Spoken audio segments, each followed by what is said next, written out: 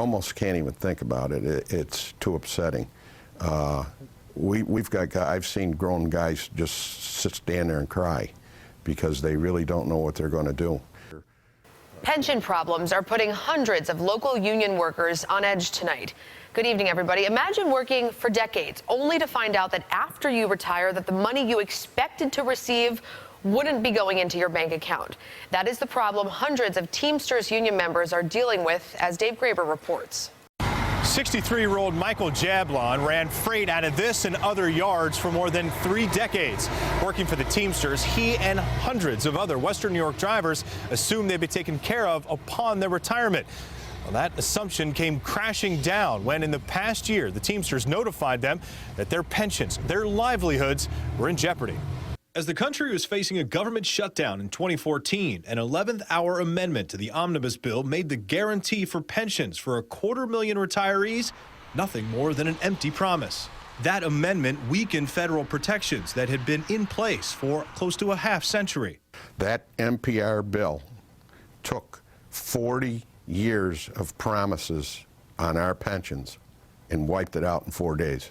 Michael Jablon is one of its victims. He spent more than 30 years on the road, hard work with a payoff at the end. I missed just about everything my kids were doing.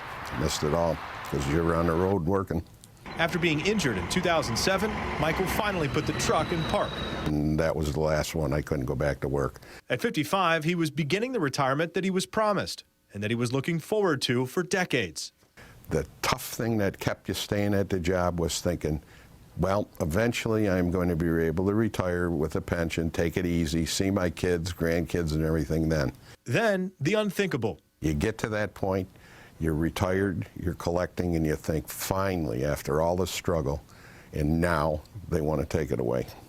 New York's Teamsters Pension Fund said in a February 5th letter to retirees that the critical status of their pension means it doesn't have enough money to pay all benefits, and it's headed toward insolvency. That means retirees' pensions could be suspended or eliminated to avoid running out of money. Thanks to protests in Washington, politicians have jumped on board, urging the U.S. Treasury to get involved. That's a decision that could come in May. And it's not just for the Teamsters. Anyone that's in there and there's funding trouble in their pension, these cuts could happen, whether they're union or non-union. While retirees like Michael are approaching an imminent deadline, thousands of Teamsters all across the state of New York are dealing with a different schedule. But they'll all face the same fate unless something drastic happens at the federal level. Reporting from Niagara Falls, Dave Graber, News 4 at 5:30.